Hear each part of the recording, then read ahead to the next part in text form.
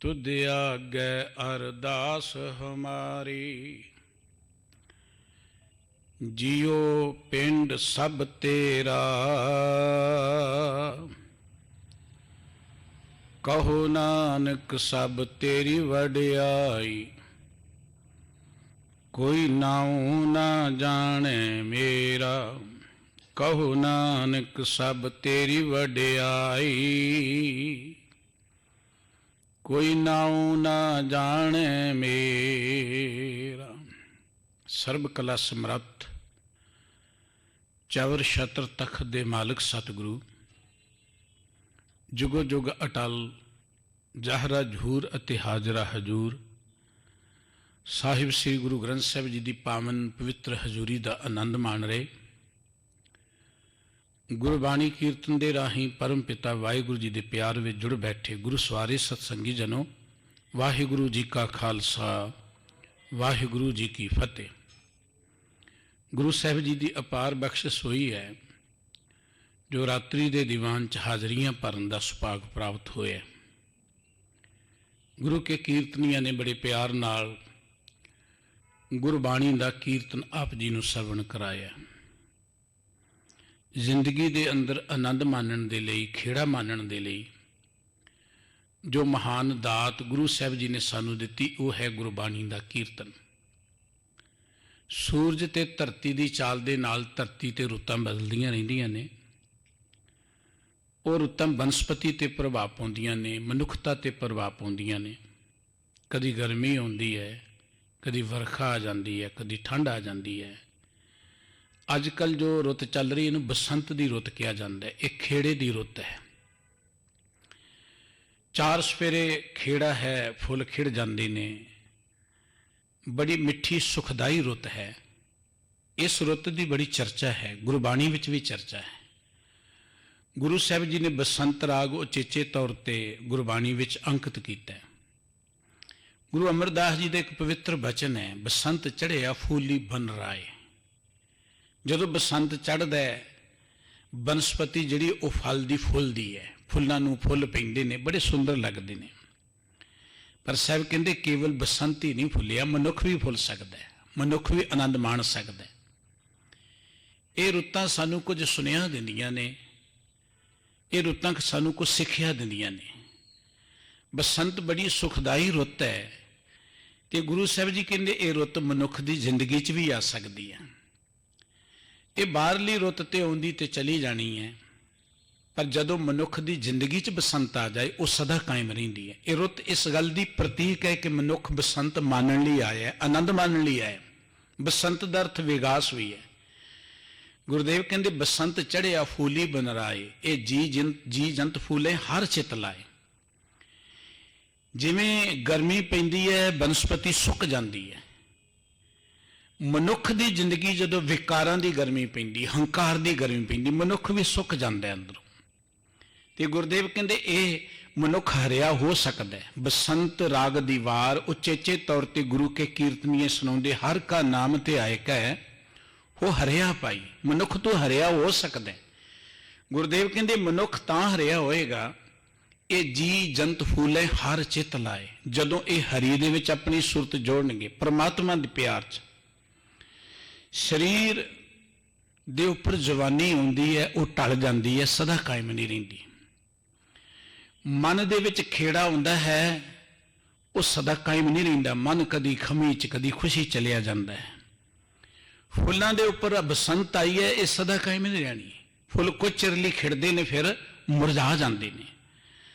पर जो मनुख दे कोल रूह का खेड़ा आउंदा है, जिन्होंने आपां कहने आत्मा का खेड़ा, जिन्होंने विकास किया गया, जिन्होंने बसंत किया गया, वो रूह का खेड़ा सदा कायम रहिंदा है। वो रूह का खेड़ा किवें मिल सकता है? बाहरली रुत आई, ये बनस्पति फल फुल रही है, फुल्लां नूं बूटियां नूं बड़े सोहणे फुल लग रहे हैं। गुरुदेव कहते ये जी जंत फूले हर चित लाए, इन विद ए मन हरिया होए। हर हर नाम जपो दिन राती, गुरमुख में कटे तोए। गुरुदेव कहते दुनिया के लोगों मन भी हरिया हो सकता है, मन भी फल फुल सकता है। मन इस तरीके नाल फलेगा ਜਦੋਂ ਇਹ ਗੁਰੂ ਕੇ ਉਪਦੇਸ਼ ਰਾਹੀਂ ਰੋਜ਼ ਪ੍ਰਮਾਤਮਾ ਨੂੰ ਚੇਤੇ ਕਰੇਗਾ, ਗੁਰੂ ਕੇ ਬਚਨਾਂ ਨੇ ਆਪਣੇ ਅੰਦਰੋਂ ਅਹੰਕਾਰ ਨੂੰ ਖਤਮ ਕਰ ਦੇਵੇਗਾ। ਅਹੰਕਾਰ ਕਰਕੇ ਤੇ ਮਨ ਸੁੱਕਿਆ ਹੋਇਆ ਹੈ, ਹੰਕਾਰ ਕਰਕੇ ਤੇ ਸਾਡੇ ਅੰਦਰ ਪਤਝੜ ਹੈ ਜਾਂ ਸਾਡੇ ਅੰਦਰ ਬਸੰਤ ਨਹੀਂ ਹੈ। ਉਸ ਬਸੰਤ ਨੂੰ ਮੰਨਣ ਦੇ ਲਈ ਸਤਿਗੁਰੂ ਜੀ ਨੇ ਗੁਰਬਾਣੀ 'ਚ ਬਹੁਤ ਪਿਆਰੇ ਵਚਨ ਕਹੇ ਨੇ। ਦੇਖੋ ਬਾਹਰ ਫੁੱਲ ਖਿੜਦੇ ਕਿੰਨੇ ਸੋਹਣੇ ਲੱਗਦੇ ਨੇ, ਬਨਸਪਤੀ ਤੇ ਖੇੜਾ ਹੁੰਦਾ ਹੈ, ਇਹ ਰੁੱਤ ਹੁੰਦੀ ਕਿੰਨੀ ਸੁੰਦਰ ਲੱਗਦੀ ਹੈ। ਕੋਈ ਮਨੁੱਖ ਮੁਸਕਰਾਉਂਦਾ ਹੋਏ ਹੱਸਦਾ ਹੋਏ ਕਿੰਨਾ ਸੋਹਣਾ ਲੱਗਦਾ ਹੈ। ਬਿਲਕੁਲ ਇਦਾਂ ਜਦੋਂ ਮਨੁੱਖ ਅੰਦਰੋਂ ਖਿੜ ਜਾਏਗਾ ਉਹ ਕਿੰਨਾ ਵਧੀਆ ਬਣ ਜਾਏਗਾ। ਅੰਦਰ ਖਿੜਨ ਦੀ ਇੱਕ ਅਵਸਥਾ ਹੈ, ਉਹ ਅਵਸਥਾ ਸਹਿਜੇ ਸਹਿਜੇ ਵਾਪਰਦੀ ਹੈ। ਗੁਰਬਾਣੀ 'ਚ ਸਤਿਗੁਰੂ ਜੀ ਨੇ ਸਾਨੂੰ ਬਸੰਤ ਰਾਗ ਵਿੱਚ ਬੜੇ ਪਿਆਰੇ ਪਿਆਰੇ ਬਚਨ ਕੇ, ਨਾਨਕ ਤਿਨਾ ਬਸੰਤ ਹੈ ਜਿਨ ਘਰ ਵਸਿਆ ਕੰਤ, ਜਿਨ ਕੇ ਕੰਤ ਦਿਸਾਪੁਰੀ ਸੇ ਅਹਨਿਸ ਫਿਰ ਹੈ ਜਲੰਤ। ਜਿਨ੍ਹਾਂ ਦੇ ਹਿਰਦੇ 'ਚ ਪ੍ਰਭੂ ਦਾ ਪਿਆਰ ਵਸ ਗਿਆ ਉਹ ਤੇ ਸਦਾ ਹੀ ਬਸੰਤ ਵਿੱਚ ਨੇ, ਉਹ ਸਦਾ ਹੀ ਖੇੜੇ 'ਚ ਨੇ, ਉਹ ਸਦਾ ਵਿਗਾਸ ਵਿੱਚ ਨੇ। ਉਹਨਾਂ ਦੀ ਚਰਚਾ ਗੁਰਬਾਣੀ 'ਚ ਕੀਤੀ, ਨਾਨਕ ਭਗਤਾਂ ਸਦਾ ਵਿਗਾਸ, ਭਗਤਾਂ ਦੇ ਅੰਦਰ ਸਦਾ ਵਿਗਾਸ ਰਹਿੰਦਾ ਹੈ। ਤਿਸ ਹਿਰਦੇ ਬਸੰਤ ਤਿਸ ਸਦਾ ਬਸੰਤ ਜਿਸ ਹਿਰਦੇ ਹਰ ਨਾਮ। ਜਿਸ ਮਨੁੱਖ ਦੇ ਹਿਰਦੇ 'ਚ ਪ੍ਰਮਾਤਮਾ ਦਾ ਨਾਮ ਹੈ ਉੱਥੇ ਤੇ ਸਦਾ ਹੀ ਬਸੰਤ ਰਹਿੰਦੀ, ਸਦ ਬਸੰਤ ਸਦ ਵਿਗਾਸ ਦੀ ਗੱਲ ਗੁਰਬਾਣੀ 'ਚ ਸਤਿਗੁਰੂ ਜੀ ਨੇ ਥਾਂ ਥਾਂ ਤੇ ਕੀਤੀ ਹੈ। ਵਿਗਾਸ ਦਾ ਸੰਬੰਧ ਆਤਮਾ ਦੇ ਨਾਲ ਹੈ। ਜਿਸ ਵੇਲੇ ਆਤਮਾ ਨੂੰ ਰੂਹ ਦਾ ਖੇੜਾ ਮਿਲਦਾ ਹੈ ਨਾ, ਉਹ ਵਿਗਾਸ ਸਦਾ ਕਾਇਮ ਰਹਿੰਦਾ ਹੈ। ਉਹ ਵਿਗਾਸ ਬੜਾ ਦੁਰਲਭ ਹੈ, ਉਹ ਬੜਾ ਅਮੋਲ ਹੈ। ਗੁਰੂ ਨਾਨਕ ਸਾਹਿਬ ਜੀ ਦਾ ਪ੍ਰਥਮ ਸ਼ਬਦ ਹੈ ਬਸੰਤ ਰਾਗ ਦੇ ਅੰਦਰ। ਜਦੋਂ ਤੁਸੀਂ ਗੁਰਬਾਣੀ ਪੜ੍ਹੋਗੇ ਇਹ ਨੋਟ ਕਰੋਗੇ, ਪਹਿਲਾ ਸ਼ਬਦ ਬੜਾ ਪਿਆਰਾ ਹੈ। ਜਿੱਥੇ ਸਤਿਗੁਰੂ ਸੱਚੇ ਪਾਤਸ਼ਾਹ ਜੀ ਨੇ ਸਾਨੂੰ ਸੰਸਾਰੀ ਲੋਕਾਂ ਨੂੰ ਸਾਡੀ ਜ਼ਿੰਦਗੀ ਦਾ ਮਕਸਦ ਦਰਸਾਉਂਦੇ ਆ, ਅਸੀਂ ਧਰਤੀ ਤੇ ਦੁਖੀ ਹੋਣ ਲਈ ਨਹੀਂ ਆਏ। ਇਹ ਜ਼ਿੰਦਗੀ ਚਿੰਤਾ 'ਚ ਪੈ ਕੇ ਐਵੇਂ ਰੋਲ ਧੂਕ ਸੀਟ ਕੇ ਬਤੀਤ ਕਰਨ ਲਈ ਨਹੀਂ ਮਿਲੀ। ਇਹ ਜ਼ਿੰਦਗੀ ਦੁੱਖਾਂ ਵਿੱਚ ਪੈ ਕੇ ਗਮਗੀਨ ਹੋ ਕੇ ਬਤੀਤ ਕਰਨੀ ਨਹੀਂ ਮਿਲੀ। ਇਹ ਜ਼ਿੰਦਗੀ ਆਨੰਦ ਮਾਣਨ ਲਈ ਮਿਲੀ ਹੈ। ਇਹ ਜ਼ਿੰਦਗੀ ਖੇੜਾ ਮਾਣਨ ਲਈ ਮਿਲੀ ਹੈ। ਇਹ ਮਨੁੱਖ ਪਰਮਾਤਮਾ ਦੀ ਅੰਸ਼ ਹੈ, ਪਰਮਾਤਮਾ ਦਾ ਬੱਚਾ ਹੈ। ਅਸੀਂ ਰੋਜ਼ ਅਰਦਾਸ ਕਰਦੇ, ਤੁਮ ਮਾਤ ਪਿਤਾ ਹਮ ਬਾਰਕ ਤੇਰੇ। ਹੁਣ ਪਰਮਾਤਮਾ ਦਾ ਬੱਚਾ ਹੀ ਜੇ ਆਨੰਦ 'ਚ ਨਹੀਂ ਰਹੇਗਾ, ਜੇ ਇਹੀ ਵਿਗਾਸ ਨਹੀਂ ਮਾਣ ਸਕੇਗਾ, ਤੇ ਫਿਰ ਪਰਮਾਤਮਾ ਦੇ ਬੱਚੇ ਹੋਣ ਦਾ ਅਰਥ ਹੀ ਕੀ ਹੈ? ਦਰਅਸਲ ਮਨੁੱਖ ਪਰਮਾਤਮਾ ਦਾ ਬੱਚਾ ਤਾਂ ਹੈ, ਪਰ ਮਨੁੱਖ ਪਰਮਾਤਮਾ ਨਾਲੋਂ ਟੁੱਟ ਗਿਆ। ਮਨੁੱਖ ਪਰਮਾਤਮਾ ਦੇ ਨਾਲੋਂ ਟੁੱਟ ਕੇ ਹੀ ਦੁਖੀ ਹੈ। ਗੁਰਦੇਵ ਕਹਿੰਦੇ, ਜਿਨ ਕੇ ਕੰਤ ਦਿਸਾਪੁਰੀ ਸੇ ਅਹਨਿਸ ਫਿਰੇ ਜਲੰਤ। ਜਿਨ੍ਹਾਂ ਦੇ ਹਿਰਦੇ 'ਚ ਪ੍ਰਭੂ ਦੀ ਯਾਦ ਨਹੀਂ, ਜਿਹੜੇ ਪਰਮਾਤਮਾ ਨਾਲੋਂ ਟੁੱਟ ਗਏ, ਤੇ ਦਿਨ ਰਾਤ ਤੜਫਦੇ ਫਿਰਦੇ ਨੇ। ਬਸੰਤ ਦੀ ਰੁੱਤ ਬੜੀ ਸੋਹਣੀ ਹੈ, ਪਰ ਜ਼ਰੂਰੀ ਨਹੀਂ ਕਿ ਇਸ ਰੁੱਤ ਵਿੱਚ ਸਾਰੇ ਖਿੜੇ ਹੋਣ। ਫੁੱਲ ਖਿੜੇ ਨੇ ਪਰ ਮਨੁੱਖ ਨਹੀਂ ਖਿੜੇ। ਮਨੁੱਖਾਂ ਦੇ ਚਿਹਰਿਆਂ ਤੇ ਚਿੰਤਾ ਤਿਉੜੀਆਂ ਪਈਆਂ ਨੇ, ਕ੍ਰੋਧ ਨਾਲ ਸੜੇ ਬੈਠੇ ਨੇ। ਮਨੁੱਖ ਦੇ ਅੰਦਰ ਦੀ ਹਾਲਤ ਹੈ ਕਿ ਜੀਓ ਤਪਤ ਹੈ ਬਾਰੋ ਬਾਰ, ਤਪ ਤਪ ਖਪੈ ਬਹੁਤ ਬੇਕਾਰ, ਜੈਤਨ ਬਾਣੀ ਵਿਸਰ ਜਾਏ ਜਿਉ ਪੱਕਾ ਰੋਗੀ ਬਿਲਾਏ। ਇੱਥੋਂ ਤੱਕ ਕਿ ਇਹ ਰੁੱਤਾਂ ਦਾ ਆਨੰਦ ਪੰਛੀ ਮਾਣ ਲੈਂਦੇ ਨੇ, ਪਸ਼ੂ ਮਾਣ ਲੈਂਦੇ ਨੇ। ਬਸੰਤ ਆਈ ਹੈ, ਬਾਗਾਂ 'ਚ ਅੰਬਾਂ ਨੂੰ ਬੂਰ ਲੱਗਣਾ ਸ਼ੁਰੂ ਹੋ ਜਾਣੇ, ਬਾਗਾਂ 'ਚ ਕੋਇਲਾਂ ਨੇ ਬੋਲਣਾ ਸ਼ੁਰੂ ਕਰ ਦੇਣਾ ਹੈ। ਜਦੋਂ ਕਿਤੇ ਵਰਖਾ ਦੀ ਰੁੱਤ ਆਉਂਦੀ, ਮੋਰ ਪਹਿਲਾਂ ਪਾਉਣੀਆਂ ਸ਼ੁਰੂ ਕਰ ਦਿੰਦੇ ਨੇ। ਕਦੀ ਮਨੁੱਖ ਵੀ ਪਹਿਲਾਂ ਪਾਉਂਦਾ ਦੇਖਿਆ ਤੁਸੀਂ ਕਿ ਉਹ ਪ੍ਰਸੰਨ ਚਿੱਤ ਹੋ ਕੇ ਫਿਰੇ? ਮਨੁੱਖ ਤੇ ਦਿਨ ਹੋਏ, ਰਾਤ ਹੋਏ, ਬਸੰਤ ਹੋਏ, ਕੁਝ ਹੋਏ, ਇਹਦੀਆਂ ਚਿੰਤਾਵਾਂ ਹੀ ਨਹੀਂ ਮੁੱਕਦੀਆਂ।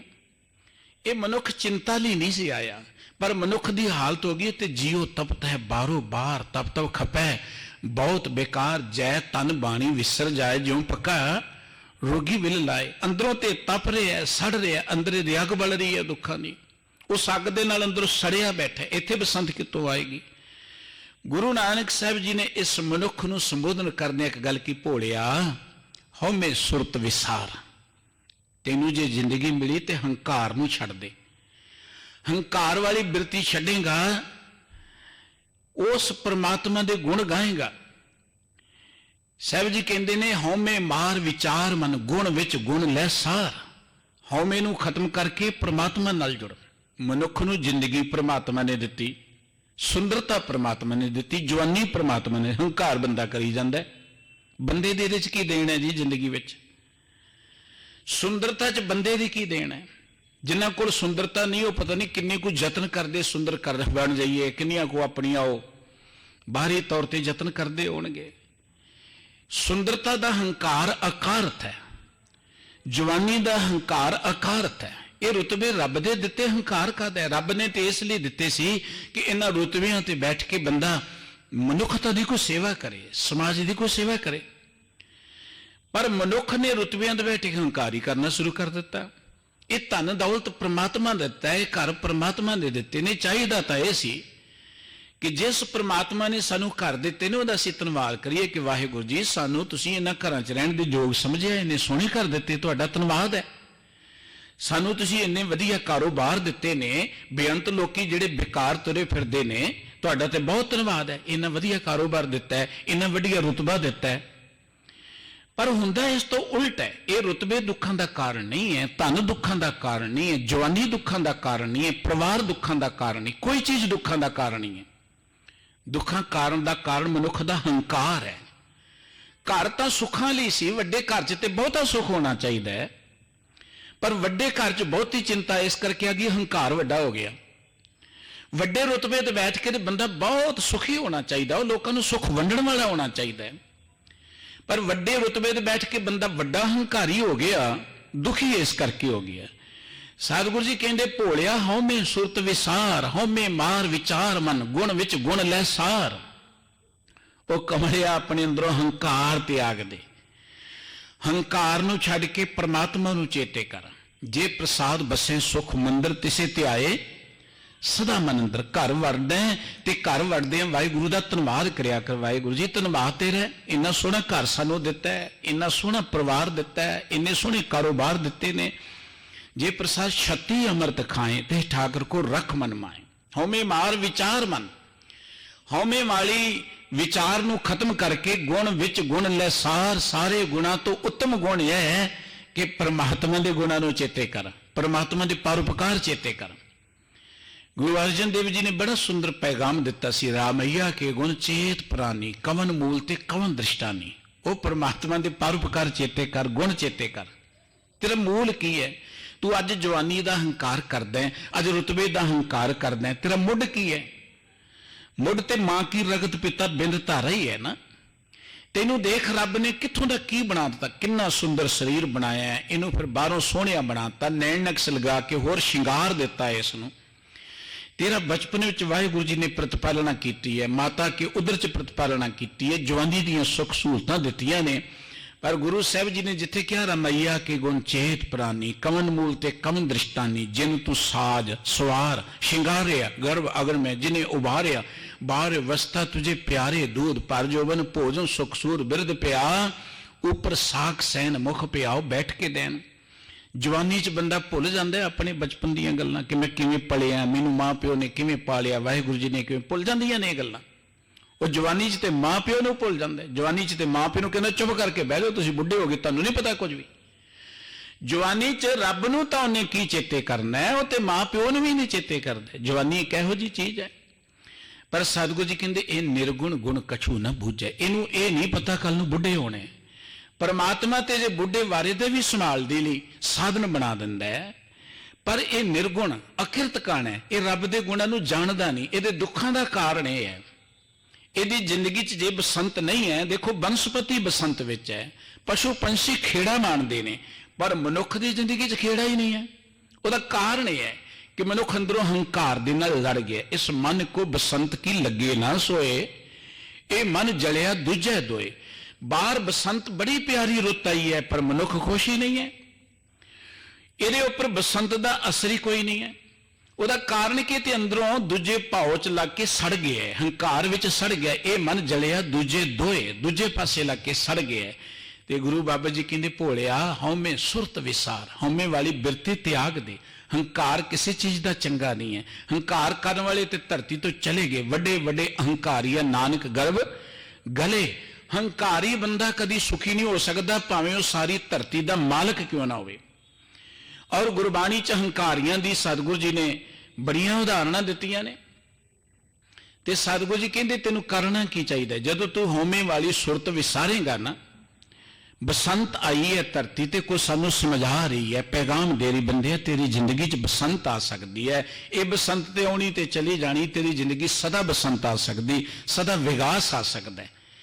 वो तां आएगा जे तू अपने अंदरों हंकार त्याग देगा। बाहर अग बाल दिओ, बूटियां दे नेड़े बूटे सुक जाते हैं, गर्मी पे तो बूटे सुक जाते हैं।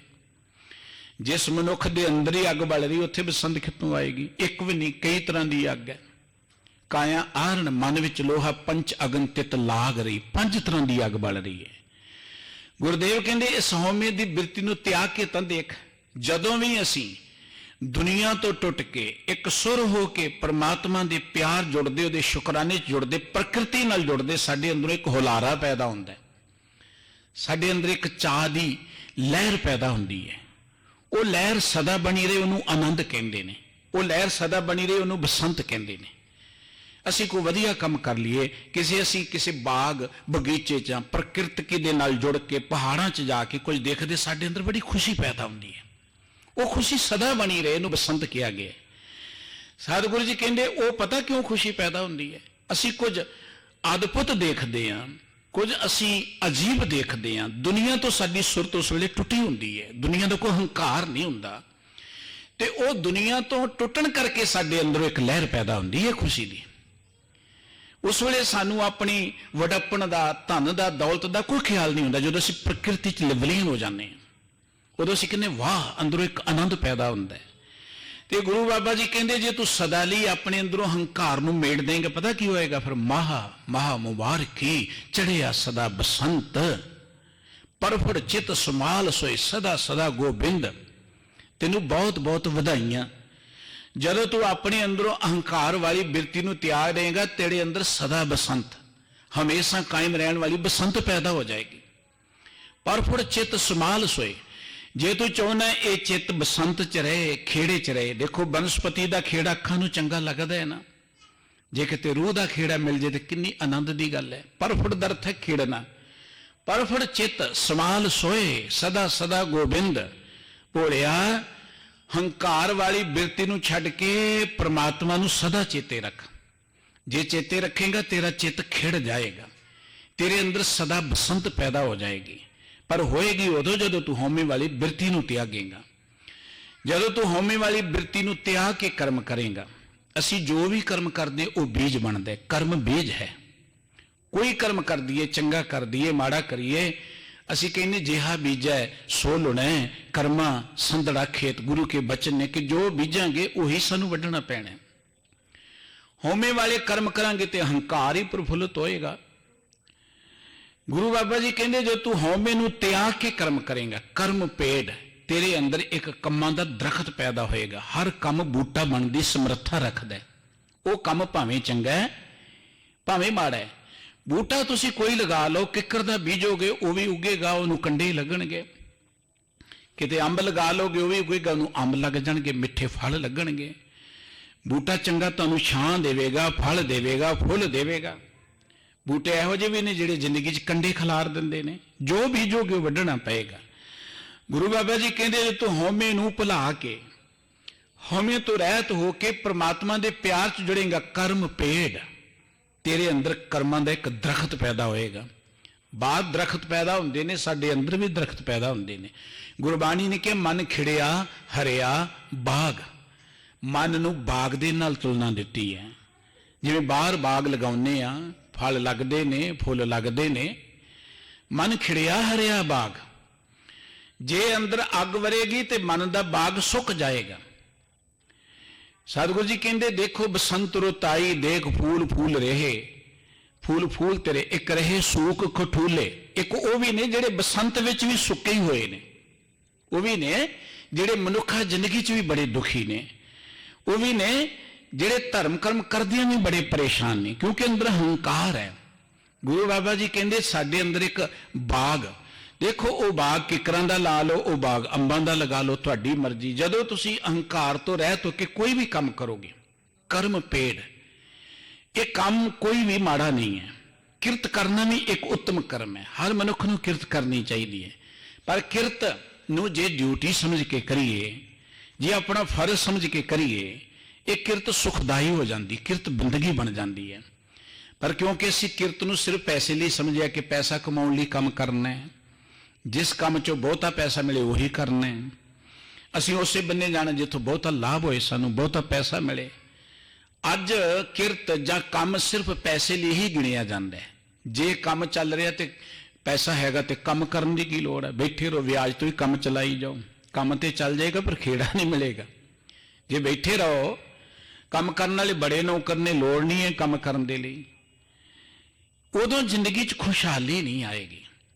ਕਰਮ ਪੇਡ ਸਾਖਾ ਹਰੀ, ਸਤਿਗੁਰੂ ਜੀ ਕਹਿੰਦੇ ਕਰਮ ਕਰੋ, ਮਿਹਨਤ ਕਰੋ, ਉਹ ਤੁਹਾਡੇ ਕੰਮ ਜਿਹੜੇ ਦਰਖਤ ਬਣਨਗੇ। ਜਦੋਂ ਤੁਸੀਂ ਹਉਮੈ ਵਾਲੀ ਬਿਰਤੀ ਨੂੰ ਤਿਆਗ ਕੇ ਕੰਮ ਕਰੋਗੇ, ਉਹ ਕਰਮ ਤੁਹਾਡੇ ਅੰਦਰ ਦਰਖਤ ਬਣਨਗੇ। ਉਹਨਾਂ ਦਰਖਤਾਂ ਨੂੰ ਵਾਹਿਗੁਰੂ ਜੀ ਦੇ ਨਾਮ ਦੀਆਂ ਟਾਹਣੀਆਂ ਲੱਗਣਗੀਆਂ, ਸਿਖਾਵਾਂ ਲੱਗਣਗੀਆਂ। ਉਸ ਦਰਖਤ ਨੂੰ ਵਾਹਿਗੁਰੂ ਜੀ ਦੇ ਨਾਮ ਦੀਆਂ ਸਿਖਾਵਾਂ ਲੱਗਣਗੀਆਂ। ਹੋਏਗਾ ਕਿ ਧਰਮ ਫੁੱਲ ਫਲ ਗਿਆਨ, ਉਸ ਦਰਖਤ ਨੂੰ ਧਰਮ ਦਾ ਫੁੱਲ ਲੱਗੇਗਾ। ਧਰਮ ਦਾ ਫੁੱਲ, ਧਰਮ ਦਾ ਅਰਥ ਚਿੱਟੇ ਕੱਪੜੇ ਪਾਉਣਾ ਨਹੀਂ ਹੈ। ਧਰਮ ਦਾ ਅਰਥ ਧਰਮ ਅਸਥਾਨ ਤੇ ਬੈਠਣਾ ਨਹੀਂ ਹੈ। ਧਰਮ ਦਾ ਅਰਥ ਕੇਵਲ ਧਾਰਮਿਕ ਕਰਮ ਕਰਨਾ ਨਹੀਂ ਹੈ, ਪਾਠ ਪੂਜਾ ਕਰਨਾ ਨਹੀਂ। ਇਹ ਧਰਮ ਨਹੀਂ ਹੈ, ਇਹ ਤੇ ਧਰਮ ਨੂੰ ਜਾਣਨ ਲਈ ਹੈ। ਅਸੀਂ ਗੁਰਦੁਆਰੇ ਆਉਂਦੇ ਹਾਂ ਧਰਮ ਨੂੰ ਜਾਣਨ ਲਈ, ਸਮਝਣ ਲਈ। ਜਿਵੇਂ ਬੱਚਾ ਸਕੂਲ ਨਹੀਂ ਪੜ੍ਹਨ ਦੇ ਲਈ ਜਾਂਦਾ, ਕੁਝ ਗਿਆਨ ਲੈਣ ਲਈ। ਗੁਰਦੁਆਰੇ ਆਉਣ ਦਾ ਅਰਥ, ਗੁਰਬਾਣੀ ਜਾਂ ਧਰਮ ਗ੍ਰੰਥ ਪੜ੍ਹਨ ਦਾ ਅਰਥ ਹੈ ਕਿ ਧਰਮ ਦਾ ਗਿਆਨ ਹੋ ਜੇ, ਸਾਨੂੰ ਸੋਝੀ ਹੋ ਜੇ ਧਰਮ ਹੈ ਕੀ ਹੈ, ਧਰਮ ਕੀ ਹੈ। ਧਰਮ ਤਾਂ ਇਹ ਹੈ ਕਿ ਜਦੋਂ ਅਸੀਂ ਵਾਹਿਗੁਰੂ ਜੀ ਦੇ ਪਿਆਰ ਜੁੜ ਕੇ ਕੋਈ ਕਰਮ ਕਰੀਏ, ਸਾਡੇ ਅੰਦਰ ਸੰਤੋਖ ਪੈਦਾ ਹੋਏ, ਸਾਡੇ ਅੰਦਰ ਨਿਮਰਤਾ ਪੈਦਾ ਹੋਏ, ਸਾਡੇ ਅੰਦਰ ਗਰੀਬੀ ਪੈਦਾ ਹੋਏ, ਸਾਡੇ ਅੰਦਰ ਪਰਉਪਕਾਰ ਦੀ ਭਾਵਨਾ ਪੈਦਾ ਹੋਏ, ਅਸੀਂ ਅੰਦਰੋਂ ਨਿਰਵੈਰ ਹੋ ਜਾਈਏ, ਅਸੀਂ ਅੰਦਰੋਂ ਨਿਰਭਉ ਹੋ ਜਾਈਏ। ਇਹ ਹੈ ਧਰਮ ਦਾ ਫੁੱਲ। ਬਾਹਰੀ ਤੌਰ ਤੇ ਅਸੀਂ ਸਕੂਲ ਬੱਚਾ ਪੜ੍ਹਦਾ ਜਾਂ ਕੋਈ ਵੀ ਵਿਅਕਤੀ ਪੜ੍ਹਦਾ ਹੈ ਤੇ ਉਹਦਾ ਇਹ ਰਿਜ਼ਲਟ ਹੁੰਦਾ ਕਿ ਪੜ੍ਹਦਾ ਪੜ੍ਹਦਾ ਬੱਚਾ ਡਾਕਟਰ ਬਣ ਜਾਂਦਾ ਹੈ, ਪੜ੍ਹਦਾ ਪੜ੍ਹਦਾ ਬੱਚਾ ਇੰਜੀਨੀਅਰ ਬਣ ਜਾਂਦਾ ਹੈ, ਪੜ੍ਹਦਾ ਪੜ੍ਹਦਾ ਬੱਚਾ ਬੜਾ ਐਜੂਕੇਟ ਹੋ ਜਾਂਦਾ ਹੈ। ਹੋਣਾ ਚਾਹੀਦਾ, ਉਹ ਪੜ੍ਹਦਾ ਹੈ। ਅਸੀਂ ਕੋਈ ਖੁਰਾਕ ਖਾਂਦੇ ਹਾਂ ਤੇ ਖੁਰਾਕ ਖਾਣ ਦੇ ਨਾਲ ਸਾਡੇ ਸਰੀਰ 'ਚ ਤੰਦਰੁਸਤੀ ਆਉਂਦੀ, ਅਸੀਂ ਹੈਲਦੀ ਬਣਦੇ ਹਾਂ, ਤੰਦਰੁਸਤ ਸਿਹਤਮੰਦ ਹੋ ਜਾਂਦੇ ਹਾਂ। ਹੋਣਾ ਚਾਹੀਦਾ। ਅਸੀਂ ਕੰਮ ਤੇ ਜਾਂਦੇ ਹਾਂ, ਦੁਕਾਨ ਕਰਦੇ ਹਾਂ, ਵਪਾਰ ਕਰਦੇ ਹਾਂ ਤੇ ਉਹ 'ਚੋਂ ਪੈਸੇ ਆਉਂਦੇ ਨੇ, ਮਿਹਨਤ ਕਰਦੇ ਹਾਂ, ਆਉਣੇ ਚਾਹੀਦੇ ਨੇ। ਤੇ ਜੇ ਅਸੀਂ ਧਾਰਮਿਕ ਕਰਮ ਕਰਦੇ ਹਾਂ, ਜੇ ਅਸੀਂ ਰੱਬ ਦੇ ਪਿਆਰ ਜੁੜੇ ਹਾਂ, ਕੋਈ ਕਰਮ ਕਰਦੇ, ਉਹਦਾ ਵੀ ਤਾਂ ਰਿਜ਼ਲਟ ਨਿਕਲਣਾ ਚਾਹੀਦਾ ਹੈ ਨਾ। ਉਹਦਾ ਰਿਜ਼ਲਟ ਹੈ ਕਿ ਸਾਡੇ ਅੰਦਰ ਨਿਮਰਤਾ, ਸਾਡੇ ਅੰਦਰ ਪਿਆਰ, ਸਾਡੇ ਅੰਦਰ ਪਰਉਪਕਾਰ ਦੀ ਭਾਵਨਾ, ਸਾਡੇ ਅੰਦਰ ਗਰੀਬਾਂ ਦੀ ਬਾਂਹ ਫੜਨ ਦੀ ਭਾਵਨਾ। ਇਹ ਹੈ ਧਰਮ ਦਾ ਫੁੱਲ। ਧਰਮ ਦਾ ਫੁੱਲ ਇਹ ਹੈ ਕਿ ਤੁਸੀਂ ਪ੍ਰਮਾਤਮਾ ਦੇ ਪਿਆਰ ਜੁੜੇ, ਤੁਹਾਡੇ ਅੰਦਰ ਰੱਬੀ ਗੁਣ ਪੈਦਾ ਹੋ ਗਏ, ਤੁਹਾਡੇ ਅੰਦਰ ਉਹ ਪ੍ਰਮਾਤਮਾ ਵਾਲੇ ਗੁਣ ਆ ਕੇ ਵਸ ਗਏ। ਇਹ ਹੈ ਧਰਮ ਦਾ ਫੁੱਲ। ਧਰਮ ਫੁੱਲ, ਸਾਹਿਬ ਜੀ ਕਹਿੰਦੇ ਜੇ ਹਉਮੈ ਨੂੰ ਭੁਲਾ ਕੇ ਕੰਮ ਕਰੇਗਾ। ਕੰਮ ਦਾ ਅਰਥ ਨਹੀਂ ਕਿ ਇਕੱਲਾ ਧਰਮ ਸਥਾਨ ਤੇ ਕਰਨਾ, ਤੁਸੀਂ ਦੁਕਾਨ ਤੇ ਵੀ ਹਉਮੈ ਨੂੰ ਭੁਲਾ ਕੇ ਕੰਮ ਕਰਦੇ ਹੋ, ਵੀ ਬੰਦਗੀ ਹੈ। ਤੁਸੀਂ ਆਪਣੀ ਨੌਕਰੀ ਕਰਦੇ ਹੋ, ਤੁਸੀਂ ਆਪਣਾ ਕੋਈ ਵਪਾਰ ਕਰਦੇ ਹੋ ਤੇ ਉਹਨੂੰ ਇੱਕ ਰੱਬ ਦੀ ਡਿਊਟੀ ਸਮਝ ਕੇ ਕਿ ਮੈਨੂੰ ਰੱਬ ਨੇ ਇਹ ਡਿਊਟੀ ਦਿੱਤੀ ਹੈ ਤੇ ਇਹਨੂੰ ਮੈਂ ਇਮਾਨਦਾਰੀ ਨਾਲ, ਤਨਦੇਹੀ ਨਾਲ ਕਰਨਾ ਹੈ, ਤੇ ਉਹਨੂੰ ਵੀ ਕੋਈ ਫਲ ਲੱਗੇਗਾ, ਉਹਨੂੰ ਵੀ ਇੱਕ ਫਲ ਲੱਗੇਗਾ, ਧਰਮ ਦਾ ਫਲ।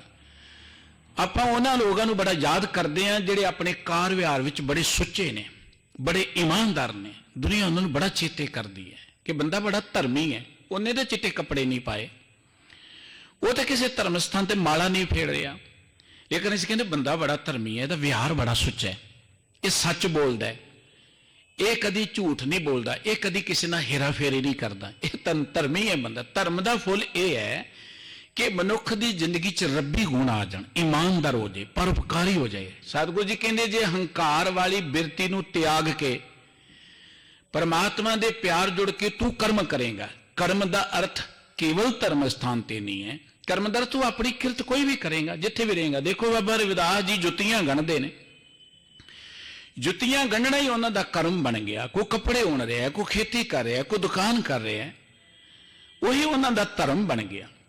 ਗੁਰਮਤਿ ਦੀ ਇਹੀ ਤਾਂ ਖੂਬੀ ਹੈ। ਆਪਣੇ ਮੁਲਕ ਦੇ ਅੰਦਰ ਕਿਹਾ ਸੀ ਜੇ ਧਾਰਮਿਕ ਬਣਨਾ ਤੇ ਕੰਮ ਹੀ ਛੱਡ ਦਿਓ।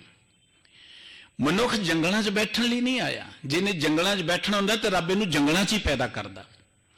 ਮਨੁੱਖ ਦੀ ਕੋਈ ਜ਼ਿੰਮੇਵਾਰੀ ਹੈ, ਮਨੁੱਖ ਇੱਥੇ ਕਿਰਤ ਕਰਨ ਲਈ ਆਇਆ। ਕਿਰਤ ਦਾ ਅਰਥ ਪੈਸੇ ਕਮਾਉਣਾ ਨਹੀਂ ਹੈ, ਕੰਮ ਕਰਾਂਗੇ ਪੈਸੇ ਤੇ ਆਉਣਗੇ, ਆਉਣੇ ਚਾਹੀਦੇ ਨੇ, ਪਰ ਕਿਰਤ ਦਾ ਅਰਥ ਹੈ ਸਮਾਜ ਦੀ ਉਸਾਰੀ, ਕਿਰਤ ਦਾ ਅਰਥ ਹੈ ਕਿ ਤੁਸੀਂ ਕੁਝ ਵੀ ਕਰਦੇ ਹੋ, ਡਾਕਟਰ ਹੋ, ਤੁਸੀਂ ਇੰਜੀਨੀਅਰ ਹੋ, ਤੁਸੀਂ ਦੁਕਾਨਦਾਰ ਹੋ, ਤੁਸੀਂ ਵਪਾਰੀ ਹੋ, ਤੁਸੀਂ ਜੋ ਵੀ ਕਰਦੇ ਹੋ ਉਹਦੇ ਨਾਲ ਤੁਹਾਡੀ ਤੇ ਗੁਜ਼ਰਾਨ ਚੱਲੇ, ਪਰ ਉਹਦੇ ਨਾਲ ਸਮਾਜ ਦਾ ਪੱਧਰ ਕੁ ਉੱਚਾ ਹੋਵੇ, ਉਹਦੇ ਨਾਲ ਸਮਾਜ ਕੁਝ ਵਧੀਆ ਬਣਦੇ, ਉਹਦੇ ਨਾਲ ਆਲਾ ਦੁਆਲਾ ਵਧੀਆ ਬਣਦਾ। ਤੇ ਜੇ ਮੈਂ ਉਸ ਕੰਮ ਨੂੰ ਸਿਰਫ ਪੈਸੇ ਕਮਾਉਣਾ ਸਮਝ ਲਿਆ, ਮੇਰਾ ਤਾਂ ਘਰ ਵੱਡਾ ਹੋ ਜਾਏਗਾ, ਪਰ ਲੋਕਾਂ ਦੇ ਘਰ ਬਰਬਾਦ ਕਰਨੇ ਸ਼ੁਰੂ ਕਰਤੇ, ਇਹ ਤੇ ਕਿਰਤ ਨਹੀਂ ਹੈ। ਇਹਨੇ ਤੇ ਸਮਾਜ ਬਰਬਾਦ ਕਰਨਾ ਸ਼ੁਰੂ ਕਰਤਾ। ਅੱਜ ਇੱਕ ਸੋਚ ਬਣ ਗਈ ਕਿ ਕੰਮ ਸਿਰਫ ਪੈਸੇ ਕਮਾਉਣ ਲਈ ਹੈ। ਉਹ ਕੰਮ ਕਰੋ ਜਿੱਥੋਂ ਬਹੁਤੇ ਪੈਸੇ ਆਉਣ। ਉਹਦੇ ਨਾਲ ਕੀ ਹੈ, ਸਮਾਜ ਦੀ ਉਹ ਨੈਤਿਕਤਾ ਖਤਮ ਹੋ ਗਈ। ਪੈਸਾ ਹੀ ਸਭ ਕੁਝ ਹੈ। ਪੈਸਾ ਕਮਾਉਣ ਲਈ ਬੰਦਾ ਕੰਮ ਤੋਂ ਵੀ ਅੱਗੇ ਵੱਧ ਕੇ ਕਹਿੰਦਾ ਬੇਈਮਾਨੀ ਕਰ ਲਓ, ਜੇ ਕੰਮ ਦੇ ਨਹੀਂ ਪੈਸੇ ਆਉਂਦੇ ਤਾਂ ਝੂਠ ਬੋਲ ਲਓ, ਹੇਰਾ ਫੇਰੀ ਕਰ ਲਓ। ਬਸ ਇੱਥੇ ਆ ਕੇ ਫਲ ਦੀ ਜਗ੍ਹਾ ਤੇ ਕੰਡੇ ਲੱਗਣੇ ਸ਼ੁਰੂ ਹੋ ਗਏ। ਪੈਸਾ ਆ ਗਿਆ ਪਰ ਜ਼ਿੰਦਗੀ 'ਚ ਖੁਸ਼ਬੂ ਨਾ ਆਈ, ਫੁੱਲ ਨਹੀਂ ਲੱਗੇ, ਜ਼ਿੰਦਗੀ 'ਚ ਖੇੜਾ ਨਾ ਆਇਆ, ਜ਼ਿੰਦਗੀ 'ਚ ਬਸੰਤ ਨਾ ਆਈ। ਸਤਿਗੁਰੂ ਜੀ ਕਹਿੰਦੇ ਕਰਮ ਪੇੜ ਸਾਖਾ ਹਰੀ, ਧਰਮ ਫੁੱਲ ਫਲ ਗਿਆਨ। ਉਹ ਬੰਦਿਆ ਹੰਕਾਰ ਤੋਂ ਰਹਿਤ ਹੋ ਕੇ ਕਰਮ ਕਰ, ਜ਼ਿੰਦਗੀ 'ਚ ਕਰਮ ਕਰਨ ਲਈ ਤੂੰ ਆਇਆ। ਫਿਰ ਉਹਨਾਂ ਕੰਮਾਂ ਨੂੰ ਉਹ ਦਰਖਤ ਬਣਨਗੇ ਤੇ ਵਾਹਿਗੁਰੂ ਧਰਮ ਦੇ ਫੁੱਲ ਲੱਗਣਗੇ, ਧਰਮ ਦੇ ਗੁਣ ਤੇਰੀ ਜ਼ਿੰਦਗੀ 'ਚ ਆ ਜਾਣਗੇ। ਤੇ ਉਹਨਾਂ ਫੁੱਲਾਂ ਨੂੰ ਅੱਗੇ ਫਲ ਵੀ ਤੇ ਲੱਗੇਗਾ। ਉਹ ਫਲ ਲੱਗੇਗਾ ਗਿਆਨ ਦਾ। ਤੇਰੇ ਅੰਦਰ ਜਿਉਂ-ਜਿਉਂ ਤੂੰ ਇਮਾਨਦਾਰੀ ਨਾਲ ਕਰਮ ਕਰੇਗਾ, ਜਿਉਂ-ਜਿਉਂ ਤੂੰ ਸੰਤੋਖ ਦੇ ਮਾਰਗ ਤੇ ਚੱਲੇਗਾ। ਗਿਆਨ ਕਿਤਾਬਾਂ 'ਚੋਂ ਨਹੀਂ ਮਿਲਦਾ, ਇਹ ਗੱਲ ਚੇਤੇ ਰੱਖਣਾ। ਕਿਤਾਬਾਂ 'ਚੋਂ ਜਾਣਕਾਰੀ ਮਿਲ ਸਕਦੀ ਹੈ, ਉਹ ਵੀ ਲੋਕਾਂ ਦੀ ਚੋਰੀ ਕੀਤੀ ਹੋਈ। ਇਹ ਕਿਤਾਬੀ ਗਿਆਨ ਚੋਰੀ ਕੀਤਾ ਗਿਆਨ ਹੈ, ਇਹ ਆਪਣਾ ਨਹੀਂ ਹੈ। ਜਿੰਨਾ ਚਿਰ ਮਨੁੱਖ ਦੇ ਕੋਲ ਆਪਣਾ ਅਨੁਭਵ ਨਹੀਂ ਹੈ, ਆਤਮਿਕ ਗਿਆਨ ਨਹੀਂ ਹੈ, ਇਹ ਬਾਹਰਲਾ ਗਿਆਨ ਕਦੀ ਸੁੱਖ ਦੇ ਹੀ ਨਹੀਂ ਸਕਦਾ। ਇਹ ਜਾਣਕਾਰੀ ਇਨਫੋਰਮੇਸ਼ਨ ਹੈ। ਟੈਕਨੋਲੋਜੀ ਦਾ ਯੁੱਗ ਹੈ, ਬਹੁਤ ਜਾਣਕਾਰੀ ਹੈ। ਬੈਠੇ ਬਿਠਾਏ ਇੰਟਰਨੈਟ ਤੇ ਜੋ ਮਰਜ਼ੀ ਲੱਭ ਲਓ ਤੁਸੀਂ। ਕੀ ਬੰਦਾ ਸੁਖੀ ਹੋ ਗਿਆ, ਘਰਾਂ 'ਚ ਖੁਸ਼ਹਾਲੀ ਆ ਗਈ? ਜਿੰਨੀ ਬਹੁਤੀ ਜਾਣਕਾਰੀ ਓਨੀ ਬਹੁਤੀ ਭਟਕਣਾ, ਉਹਨੇ ਜ਼ਿਆਦਾ ਡਿਪਰੈਸ਼ਨ ਜਾਣ ਲੱਗ ਪਏ, ਉਹਨੇ ਘਰ ਟੁੱਟਣੇ ਸ਼ੁਰੂ ਹੋ ਗਏ। ਆਪਾਂ ਦੇਖਦੇ ਹੀ ਹਾਂ, ਹਰ ਹੱਥ 'ਚ ਮੋਬਾਈਲ ਹੈ। ਤੁਸੀਂ ਕਿਤੇ ਚੱਲ ਜਾਓ, ਡਾਕਟਰਾਂ ਕੋਲ ਜਾਓ, ਇੱਕ ਬੰਨੇ ਮੈਸੇਜ ਦੇਖੀ ਜਾਂਦੇ, ਇੱਕ ਬੰਨੇ ਮੋਬਾਈਲ ਦੇਖੀ ਜਾਂਦੇ ਨੇ। ਪੁਲਿਸ ਵਾਲੇ ਨਾਕਿਆਂ ਤੇ ਖੜੇ ਮੋਬਾਈਲ ਹੀ ਦੇਖੀ ਜਾਂਦੇ ਨੇ, ਜੱਜ ਕੋਰਟ 'ਚ ਬੈਠੇ ਮੋਬਾਈਲ ਹੀ ਦੇਖੀ ਜਾਂਦੇ ਨੇ। ਕਿ ਇਹਦੇ ਨਾਲ ਸਮਾਜ ਵਧੀਆ ਬਣ ਗਿਆ? ਬੜੀ ਜਾਣਕਾਰੀ ਆ ਗਈ ਇਹਦੇ ਨਾਲ, ਹਰ ਮਨੁੱਖ ਦੇ ਕੋਲ ਹੈ, ਘਰਾਂ 'ਚ ਸ਼ਾਂਤੀ ਆ ਗਈ। ਇਹ ਇਨਫੋਰਮੇਸ਼ਨ ਹੈ, ਇਹ ਗਿਆਨ ਨਹੀਂ ਹੈ। ਹਾਂ, ਗਿਆਨ ਪ੍ਰਾਪਤ ਕਰਨ ਲਈ ਪਹਿਲਾ ਪੜਾਅ ਹੋ ਸਕਦਾ ਹੈ। ਗਿਆਨ ਇਹ ਹੈ ਕਿ ਜਦੋਂ ਤੁਹਾਡੇ ਅੰਦਰੋਂ ਔਗਣ ਹੀ ਮਿਟ ਜਾਣ, ਤੁਹਾਨੂੰ ਆਪਣੀ ਜ਼ਿੰਦਗੀ ਦੀ ਹੋਂਦ ਦਾ, ਅਸਲੀਅਤ ਦਾ, ਤੁਹਾਡੀ ਵੈਲਿਊ ਦਾ, ਤੁਹਾਡੀ ਪੋਸਿਬਿਲਿਟੀ ਦਾ ਪਤਾ ਲੱਗ ਜੇ। ਇਹ ਗਿਆਨ ਹੈ ਕਿ ਤੁਸੀਂ ਕੌਣ ਹੋ, ਕੀ ਲੈਣ ਲਈ ਇੱਥੇ ਆਏ ਹੋ। ਇਹ ਗਿਆਨ ਹੈ। ਤੇ ਇਹ ਦੁਨਿਆਵੀ ਜਾਣਕਾਰੀ ਲੈ ਕੇ ਤੇ ਬੰਦਾ ਆਪਣੀ ਔਕਾਤ ਹੀ ਭੁੱਲ ਜਾਂਦਾ, ਹੰਕਾਰ 'ਚ ਆ ਜਾਂਦਾ। ਜਿਨ੍ਹਾਂ ਕੋਲ ਬਹੁਤੀ ਜਾਣਕਾਰੀ ਉਹ ਬਹੁਤੇ ਹੰਕਾਰੀ, ਜਿਨ੍ਹਾਂ ਕੋਲ ਬਹੁਤੀ ਜਾਣਕਾਰੀ ਉਹ ਜ਼ਿਆਦਾ ਵੱਡੇ ਚੋਰ ਬਣ ਗਏ ਸਭ। ਉਹਨਾਂ ਨੇ ਬੜੀਆਂ ਚਲਾਕੀਆਂ ਦੇ ਨਾਲ ਲੋਕਾਂ ਨੂੰ ਹੇਰਾ ਫੇਰੀਆਂ ਕਰਨੀਆਂ ਸ਼ੁਰੂ ਕਰਤੀਆਂ, ਲੁੱਟਣਾ ਕੁਸ਼ਟਣਾ ਸ਼ੁਰੂ ਕਰਤਾ, ਦੂਜਿਆਂ ਨੂੰ ਗੁਲਾਮ ਬਣਾਉਣਾ। ਜਿਨ੍ਹਾਂ ਮੁਲਕਾਂ ਦੇ ਕੋਲ ਬਹੁਤੀ ਇਨਫੋਰਮੇਸ਼ਨ ਉਹ ਦੂਜਿਆਂ ਨੂੰ ਗੁਲਾਮ ਬਣਾਉਣਾ ਚਾਹੁੰਦੇ ਨੇ। ਜਿਸ ਮਨੁੱਖ ਕੋਲ ਬਹੁਤੇ ਸਾਧਨ ਆਪਾਂ ਦੇਖਦੇ ਹੀ ਹਾਂ, ਤੁਹਾਡੇ ਕੋਲ ਸਾਧਨ ਨੇ ਤੇ ਝੂਠ ਨੂੰ ਸੱਚ ਬਣਾ ਦਿਓ ਤੁਸੀਂ। ਅੱਜ ਮੀਡੀਆ ਕੀ ਕਰ ਰਿਹਾ? ਮੀਡੀਆ ਟੈਕਨੋਲੋਜੀ ਦੇ ਆਸਰੇ ਤੁਹਾਨੂੰ ਸੱਚ ਨਹੀਂ ਦੱਸ ਰਿਹਾ। ਜੋ ਦੱਸਿਆ ਜਾ ਰਿਹਾ ਉਹ ਕੋਰਾ ਝੂਠ ਦੱਸਿਆ ਜਾ ਰਿਹਾ, ਸੱਚ ਤੇ ਤੁਹਾਡੇ ਸਾਹਮਣੇ ਨਹੀਂ ਆ ਰਿਹਾ। ਇਹ ਇਨਫੋਰਮੇਸ਼ਨ ਸੁਖਦਾਈ ਨਹੀਂ ਹੋਣੀ ਚਾਹੀਦੀ, ਪਰ ਇਹ ਗਿਆਨ ਨਹੀਂ ਹੈ। ਗਿਆਨ ਕੀ ਧਰਮ ਫੁੱਲ ਫਲ ਗਿਆਨ। ਗਿਆਨ ਜਦੋਂ ਆਉਂਦਾ ਹੈ ਮਨੁੱਖ ਦੀ ਜ਼ਿੰਦਗੀ 'ਚ, ਫਿਰ ਮਨੁੱਖ ਦੇ ਅੰਦਰ ਹੰਕਾਰ ਮਿਟ ਜਾਂਦਾ ਹੈ, ਤ੍ਰਿਸ਼ਨਾ ਮਿਟ ਜਾਂਦੀ ਹੈ, ਮਨੁੱਖ ਦੇ ਅੰਦਰ ਔਗਣ ਸਾਰੇ ਮਿਟ ਜਾਂਦੇ। ਜਿਵੇਂ ਹਨੇਰੀ ਆਉਂਦੀ ਹੈ ਨਾ, ਦੇਖੋ ਭਾਈ ਗਿਆਨ ਕੀ ਆਈ ਆਂਦੀ, ਸਭੇ ਉਡਾਨੀ ਭਰਮ ਕੀ ਟਾਟੀ ਰਹੇ ਨ ਮਾਇਆ ਬੰਦੀ, ਦੁਚਿੱਤੇ ਕੀ ਦੋ ਥੂਣ ਬਿਰਾਨੀ ਮੋਹਿ ਬਲੇਡਾ ਟੂਟਾ, ਤਿਸ਼ਨਾ ਸ਼ਾਨ ਪਰੀ ਤਾਰੂ ਪਰ ਦੁਰਮਤ ਭੰਡਾ ਫੂਟਾ। ਦੁਰਮਤ ਮਿਟ ਜਾਂਦੀ ਹੈ ਗਿਆਨ ਦੀ। ਗਿਆਨ ਦਾ ਅਰਥ ਹੈ ਤੁਹਾਨੂੰ ਆਪਣਾ ਗਿਆਨ। ਉਹ ਬਾਹਰੋਂ ਹਦਾਰਾ ਜਾਂ ਚੋਰੀ ਕੀਤਾ ਗਿਆਨ ਨਹੀਂ, ਕਿਤਾਬੀ ਗਿਆਨ ਨਹੀਂ, ਤੁਹਾਡਾ ਆਪਣਾ ਗਿਆਨ। ਉਹ ਗਿਆਨ ਤੁਹਾਡੇ ਅੰਦਰੋਂ ਆਉਣਾ ਹੈ, ਕਿਤਾਬਾਂ 'ਚੋਂ ਨਹੀਂ ਆਉਣਾ। ਇਹ ਕਿਤਾਬਾਂ ਸਾਡੇ ਲਈ ਮਦਦਗਾਰ ਬਣਦੀਆਂ ਨੇ ਸਾਨੂੰ ਅੰਦਰੋਂ ਗਿਆਨ ਪ੍ਰਾਪਤ ਕਰਨ ਲਈ। ਜਿਵੇਂ ਪੂਰਨੇ ਨਹੀਂ ਪਾਉਂਦੇ ਆਪਾਂ ਬੱਚੇ ਦੇ ਲਈ, ਬੱਚਾ ਜਦੋਂ ਪੜ੍ਹਨ ਜਾਂਦਾ ਹੈ ਅਸੀਂ ਪੂਰਨੇ ਪਾ ਕੇ ਦਿੰਦੇ, ਬੱਚਾ ਉਹਦੇ ਤੇ ਲਿਖਦਾ ਇਹ ਕਿਤਾਬਾਂ ਪੂਰਨੇ ਨੇ ਆਪਣੇ ਅੰਦਰੋਂ ਗਿਆਨ ਪ੍ਰਾਪਤ ਕਰਨ ਦੇ ਲਈ। ਇਹ ਗਿਆਨ ਨਹੀਂ ਹੈ। ਜਦੋਂ ਅਸੀਂ ਨਿਰਹੰਕਾਰ ਹੋ ਕੇ ਜ਼ਿੰਦਗੀ ਦੇ ਅੰਦਰ ਪਰਮਾਤਮਾ ਦੇ ਪਿਆਰ ਜੁੜ ਕੇ ਜ਼ਿੰਦਗੀ ਦਾ ਕੋਈ ਕਰਮ ਕਰਾਂਗੇ, ਉਹਨੂੰ ਧਰਮ ਦਾ ਫੁੱਲ ਲੱਗੇਗਾ, ਰੱਬੀ ਗੁਣ ਆਉਣਗੇ ਮਨੁੱਖ ਦੀ ਜ਼ਿੰਦਗੀ। ਜਿੰਨਾ ਤੁਸੀਂ ਇਮਾਨਦਾਰ ਹੁੰਦੇ ਜਾਓਗੇ, ਜਿੰਨਾ ਤੁਸੀਂ ਸੱਚ ਦੇ ਧਾਰਨੀ ਹੁੰਦੇ ਜਾਓਗੇ, ਜਿੰਨਾ ਤੁਸੀਂ ਸੰਤੋਖ ਦਾ ਜੀਵਨ ਬਤੀਤ ਕਰੋਗੇ, ਤੁਹਾਡੇ ਅੰਦਰੋਂ ਅਨੁਭਵ ਜਾਗਣਗੇ, ਬੜੇ ਬੜੇ ਚੰਗੇ ਆਈਡੀਏ ਆਉਣਗੇ। ਉਹ ਜਿਹੜਾ ਅਨੁਭਵ ਹੈ ਉਹ ਬਾਜ਼ਾਰੋਂ ਮੁੱਲ ਨਹੀਂ ਮਿਲਣਾ, ਉਹਦੀ ਕੋਈ ਕੀਮਤ ਨਹੀਂ ਪਾਈ ਜਾ ਸਕਦੀ। ਉਹ ਗਿਆਨ ਹੈ ਤੁਹਾਡੇ ਅੰਦਰੋਂ। ਫਿਰ ਗਿਆਨ ਪੈਦਾ ਹੋਏਗਾ, ਜਿਸ ਗਿਆਨ ਦੇ ਆਸਰੇ ਤੇ ਧਰਤੀ ਚੱਲਦੀ ਹੈ, ਜਿਸ ਗਿਆਨ ਦੀ ਲੋੜ ਹੈ, ਜਿਸ ਗਿਆਨ ਦੇ ਨਾ ਹੋਣ ਕਰਕੇ ਅਸੀਂ ਦੁਖੀ ਹਾਂ। ਉਹ ਗਿਆਨ ਜਦ ਮਨੁੱਖ ਦੇ ਕੋਲ ਆ ਜਾਏ, ਗੁਰੂ ਨਾਨਕ ਸਾਹਿਬ ਜੀ ਨੇ ਕਿਹਾ ਨਾ, ਗਿਆਨ ਖੰਡ ਕਾ ਆਖੋ ਕਰਮ, केते पौन पानी बैसंतर, केते कान महेश, केते बरमे घाट कड़िए रूप रंग के वेश। पर ज्ञान खंड में ज्ञान प्रचंड, उत्थे जाके मनुख की दृष्टि इन्नी विशाल हो जाती है कि वह अपने घर तक सीमित नहीं रहिंदा, जां अपने परिवार जां मुल्क तक सीमित नहीं रहिंदा। उहदी दृष्टि इन्नी विशाल हो जाती है, वो तो कहता कि पता नहीं कितनियां धरतियां ने, किड्डा वड्डा ब्रह्मंड है, परमात्मा की रचना बेअंत है, किन्ने इत्थे कान महेश ने, की कुछ है, सब कुछ बेअंत है। इत्थे ज्ञान प्रचंड हो जाता है। पर कदों जदों निरहंकार होके परमात्मा के प्यार जुड़ के मनुख कर्म करता है, उन्होंने धर्म का फुल लगता है, उन्होंने ज्ञान का फल लगता है। फिर पत परावत शाव कणी, चूका मन अभिमान। असी दरख्त लाउने, उन्होंने फुल लगते हैं, फुलों तो बाद फल लगते हैं। दरख्त सानू छां दिंदे ने। गुरु बाबा जी कहते तुहाडे अंदर भी एक दरख्त पैदा होएगा, पर वह वधिया होना चाहिए। असी ज़्यादातर इत्थे किकरां ही लाइयां ने, जिन्हां दे करके कंडे सानू चुभ रहे ने। साकत हारा साध न जानिया, तेरे अंतर हौमे कंडा है, ज्यों ज्यों चले चुभे दुख पावे, जमकाल सह सिर डंडा है। अपने कीते कमां करके असी अंदरों बड़े दुखी, सानू कंडियां वांगू चुभ रहे ने वो कर्म। गुरु बाबा जी कहते जे किते तुसी इस तरीके दे नाल चलो, तुहाडे कम्मां दा एक दरख्त पैदा होएगा। वो फिर दरख्त की पत प्राप्त शाम कणी, उहदी तुहानूं बड़ी वधिया छां मिलेगी। वो छां की है? छां सानूं सुख दिंदी है ना, छावें बैठ जाइए कितना आनंद आउंदा है। छां दा अर्थ यह है कि तुसी परमात्मा दे प्यार जुड़ोगे, तुहानूं बड़ा सुख मिलेगा। जिवें दरख्त की छां च गर्मी का तपसिया होया बंदा तपिया किते ठंडी सांझ बैठ जाए, ऐ ठंडा साह लैंदा कि आनंद आ गया। तुसी परमात्मा दे प्यार जुड़ोगे, तुहाडे अंदर एक अजिहा दरख्त पैदा होगा, तुहानूं अंदरों ठंडियां कर देवेगा, छां देवेगा, तुहाडे अंदर तपस मिट जाएगी। दरख्त होण ना धरती ठंडी हुंदी। अज टैंपरेचर दे वधण दा ਜਾਂ ਚਾਰਿਸ਼ ਫਿਰ ਆਪਾਂ ਦੇਖਦੇ ਹਾਂ ਗਲੋਬਲ ਵਾਰਮਿੰਗ ਜਿਹੜੀ ਵੱਧ ਰਹੀ, ਉਹਦਾ ਕਾਰਨ ਕੀ? ਅਸੀਂ ਦਰਖਤ ਵੱਢ ਦਿੱਤੇ, ਦਰਖਤ ਲਾਏ ਨਹੀਂ ਅਸੀਂ। ਲਾਉਂਦਾ ਤੇ ਭਾਗਾਂ ਵਾਲਾ, ਵੱਢਣਾ ਬੜੀ ਜਲਦੀ ਅਸੀਂ ਜਾਣਦੇ। ਭਾਵੇਂ ਕੋਈ ਵੀ ਹੈ, ਵੱਢ ਦਿਓ ਦਰਖਤ, ਘਰ ਦੇ ਮੂਹਰੇ ਵੱਢ ਦਿਓ ਦਰਖਤ। ਇਹਨਾਂ ਦਰਖਤਾਂ ਦੀ ਅਹਿਮੀਅਤ ਦਾ ਹੀ ਨਹੀਂ ਸਾਨੂੰ ਪਤਾ। ਦਰਅਸਲ ਗੌਰਮੈਂਟਾਂ ਦੀ ਇੱਕ ਕਮਜ਼ੋਰੀ ਹੈ। ਜਿਹੜੇ ਮੁਲਕ ਖੁਸ਼ਹਾਲ ਨੇ ਉੱਥੇ ਦਰਖਤ ਵੱਢਣ ਵਾਲੇ ਨੂੰ ਵੀ ਸਜ਼ਾ ਹੈ, ਜੁਰਮਾਨਾ ਹੈ। ਤੁਸੀਂ ਕਦੀ ਜਾ ਕੇ ਦੇਖੋ ਵੈਸਟਰਨ ਕੰਟਰੀ ਦੇ ਅੰਦਰ ਦਰਖਤ ਨਹੀਂ ਵੱਢ ਸਕਦੇ ਤੁਸੀਂ। ਸਾਡੇ ਤੇ ਬੰਦਾ ਮਾਰ ਦਿਓ ਕੋਈ ਨਹੀਂ ਪੁੱਛਦਾ, ਤੇ ਦਰਖਤ ਦੀ ਕੀ ਵੈਲਿਊ ਹੈ ਇੱਥੇ? ਸਾਰੇ ਬੰਦਾ ਮਾਰ ਦਿਓ ਕੋਈ ਨਹੀਂ ਪੁੱਛਦਾ। ਦੇਖਦੇ ਹਾਂ ਜਿਹਦੇ ਵੱਲ ਦੀ ਗੌਰਮੈਂਟ ਨਹੀਂ, ਉਹਨੂੰ ਭਾਵੇਂ ਬਿਨਾਂ ਬੰਦਾ ਮਾਰਨ ਤੋਂ ਅੰਦਰ ਧੱਕ ਦੇਣ, ਉਹ ਗੱਲ ਵੱਖਰੀ ਹੈ। ਕਿਉਂਕਿ ਜਿਹਨੂੰ ਆਪਾਂ ਲੋਕਤੰਤਰ ਕਹਿੰਦੇ ਉਹ ਦਰਿਆ ਹੀ ਨਹੀਂ ਨਾ, ਇੱਥੇ ਹੁਣ ਇਹੋ ਜਿਹੀ ਡੰਡਾ ਤੰਤਰ ਹੀ ਹੈ। ਮੈਂ ਬੇਨਤੀ ਕਰ ਰਿਹਾ ਸੀ ਕਿ ਦਰਖਤ ਜਿਵੇਂ ਬੱਚਿਆਂ ਨੂੰ ਪਾਲਦੇ, ਇਵੇਂ ਦਰਖਤਾਂ ਨੂੰ ਵੀ ਪਾਲਣਾ ਚਾਹੀਦਾ ਹੈ। ਹੋ ਸਕਦਾ ਹੈ ਤੁਸੀਂ ਜੋ ਬਜ਼ੁਰਗ ਹੋ ਜਾਓ ਤੇ ਬੱਚੇ ਤੁਹਾਨੂੰ ਉਹ ਸੁੱਖ ਨਾ ਦੇਣ। ਆਪਾਂ ਦੇਖਦੇ ਸਾਡੇ ਆਲੇ ਦੁਆਲੇ ਬਜ਼ੁਰਗ ਬੜੇ ਚਾਅ ਨਾਲ ਬੱਚਿਆਂ ਨੂੰ ਪਾਲਦੇ ਨੇ, ਪਾਲਣਾ ਚਾਹੀਦਾ, ਸਾਡੀ ਡਿਊਟੀ ਹੈ। ਪਰ ਬਜ਼ੁਰਗ ਕਹਿੰਦੇ ਬੱਚੇ ਅਮਰੀਕਾ ਚਲ ਗਏ, ਕੈਨੇਡਾ, ਅਸੀਂ ਇਕੱਲੇ ਰਹਿ ਗਏ, ਅਸੀਂ ਬਿਰਧ ਆਸ਼ਰਮ ਬੈਠ ਗਏ।